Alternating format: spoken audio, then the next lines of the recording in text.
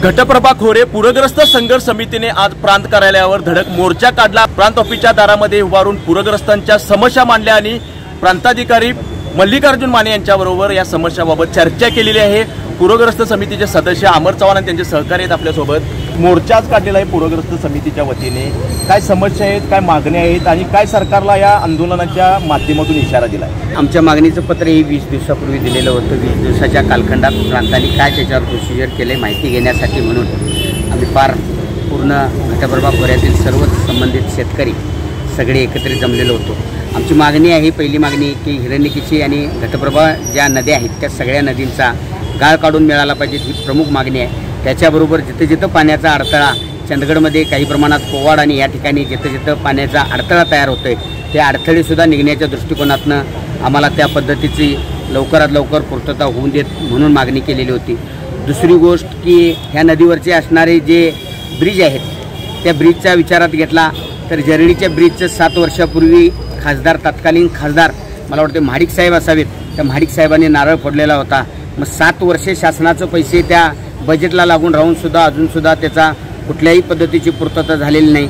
त्याचबरोबर निलजीचा बंधारासुद्धा त्याच पद्धतीचा आहे। इकडं आयनापूर असेल, गजरगाव असेल आणि ह्या नदींच्या वरचे जे बंधारे आहेत ते कोल्हापूर टाईपचे बंधारे आहेत आणि ह्या कोल्हापूर टाईपच्या बंधाऱ्यांच्यामुळं दळणवळणाचा जर विचारात घेतला तर भडगाव पूल हा 11 दिवस बंद होता, निलजीचा पूल हा 21 दिवस बंद होता, जरळीचा पूल हा 15 दिवस बंद होता। या सगळ्या गोष्टींची पूर्तता आणि विचारात जर घेतली, गडिंग्लज हे एकमेव एक शहर आहे, मग आरोग्यासाठी असेल, शिक्षणासाठी असेल, उद्योगधंद्यासाठी असेल, ग्रामीण विभागातल्या माणसाला येण्यासाठी 15-15 दिवस घरात बसायला लागतंय। म्हणून आमची पुलांची उंची वाढवली पाहिजेत किंवा नवीन पुलं तयार झाली पाहिजेत, ह्या पद्धतीची नक्की त्या स्वरूपाची मागणी आहे।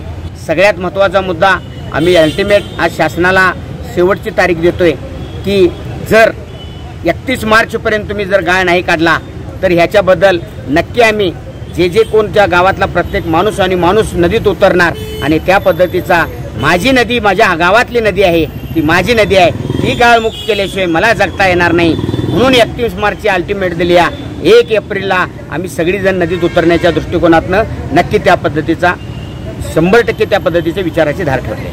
हिरण्यकेशी असेल, ताम्रपणी असेल, या भागामध्ये 2019 असेल, 21 असेल, 24 असेल, यंदाच्या वर्षी पूर परिस्थिती ही कायम होती। या सर्व गोष्टींचा अपडेट असताना सुद्धा प्रशासन किंवा सरकार गप्प राहते, याला जबाबदार कोण आहे असं वाटतं आपल्याला? आज जर विचारात घेतला तर हे शासन म्हणजे जगाच्या पाठीवर असलं कधी शासन झालं की नाही मला माहीत नाही। लोकशाहीचं कंबारडं मोडण्याचा पहिला दृष्टिकोन त्यांचा जर कुठला होता तर पंचायत समिती असेल, जिल्हा परिषद असेल किंवा नगरपालिका असतील, ज्या निवडणुका घ्यायला पाहिजे होत्या ह्यापैकी कुठलीही निवडणूक घेतलेली नाही।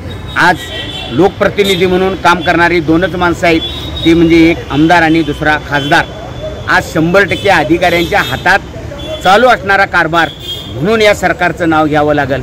माझा तत्कालीन असणारे जे काय 2019ला ह्या विधानसभाचे आमदार तुमचे जे नेतृत्व म्हणून जे काम करतात त्यांना माझा सवाल असेल की तुम्ही आमदार झाला त्यावेळी त्याच्या अगोदर त्या ब्रिजचा नारळ फोडलेला होता। गडिंग्लजच्या पुलावर आजच 11 दिवस पाणी आले म्हणायची गरज नाही आहे। 2019ला सुद्धा त्या पद्धतीचं पाणी आलेलं होतं, 2024ला सुद्धा त्या पद्धतीचं पाणी आलेलं होतं, 2024ला सुद्धा शेतात पाणी घुसलं आणि ऊस कुजून गेला, भात कुजून गेला, नाचणा कुजून गेला, सगळं कुजून गेलेलं आजच कुजून गेले म्हणायची गरज नाही, सातत्यपूर्वक ह्याच्या आधी सुद्धा कुजलेलं होतं। आज माझा नक्कीच जे कोण लोकप्रतिनिधी म्हणून जे आमदार म्हणून काम करतात त्यांना माझं नक्कीच स्पष्ट मत असेल, 5 वर्षाच्या कालावधीमध्ये जनतेला या पद्धतीनं न्याय द्यायला पाहिजे होता। प्रशासनाचा अधिकारी हा 3 वर्षासाठी असतोय आणि आमदार हा लोकप्रतिनिधी म्हणून 5 वर्षासाठी असते। ना प्रशासन यशस्वी ना लोकप्रतिनिधी यशस्वी, म्हणून आमच्या या जीवावर उठायची वेळ तयार झालेली आहे। जर सरकारने या सगळ्या मागण्या जर मान्य नाही केल्या तर आंदोलनाची काय दिशा असेल संघर्ष समितीची? रोज मरायला लागलंय, त्याच्यापेक्षा एकदाच मेल्यालं बरं। म्हणून जर काय असेल तर 1 एप्रिल हा दिवस हिरण्यकेशी नदीच नुसता म्हणणार नाही तर घटप्रभा खोऱ्यातल्या प्रत्येक शेतकऱ्याचा मी उद्याचा दिवस माझी उद्याची पिढी जर जिवंत ठेवायची असेल तर मीनं काहीतरी केल्याशिवाय उद्याच्या पिढीला जगता येणार नाही। म्हणून शेवटचा अस्त्र 31 मार्च आहे। 31 मार्च नंतर येणारा पावसाळा 2025चा ही हिरण्यकेशी नदी गाळमुक्त करणं हीच आमच्या डोळ्यासमोरची संकल्पना की मागील महिन्यामध्ये जो मुसळधार पाऊस झाला त्याचा परिणाम म्हणून हिरण्यकेशी असेल, ताम्रपर्णी असेल यांच्या जे वर जे बंधारे येतात 3 तालुक्यातील, हे बंधारे हे पाण्याखाली गेलेले होते, दळणवळण हे बंद झालेलं होतं, शेतकऱ्याच्या पिकामध्ये हे पाणी घुसलेलं होतं, त्यामुळे पिकाचं देखील अतोनात नुकसान झालेलं आहे। हे पूरग्रस्त जे आहेत हे पूरग्रस्तांनी आज प्रांत कार्यालय मोर्चा काढलेला आहे। खूप प्रशासन आणि लोकप्रतिनिधींच्यावर संतापलेले हे पूरग्रस्त आहेत आणि त्यांनी प्रशासनाला इशारा दिलेला आहे 31 मार्च 2025 पर्यंतचा हा लास्ट अल्टिमेट दिलेला आहे त्यांना, नाहीतर 1 तारखेला स्वतः शेतकरी पूरग्रस्त नदीच्या पात्रामध्ये उतरून गाळ काढणार असा इशारा आज या आंदोलनानंतर प्रांताधिकारी मल्लिकार्जुन माने यांच्या चर्चेनंतर लाईव्ह टुडे मराठीच्या माध्यमातून अमर चव्हाण आणि पूरग्रस्त समितीने दिलेला आहे। गडिंग्लजहून लाईव्ह टुडे मराठीसाठी नितीन मोरे।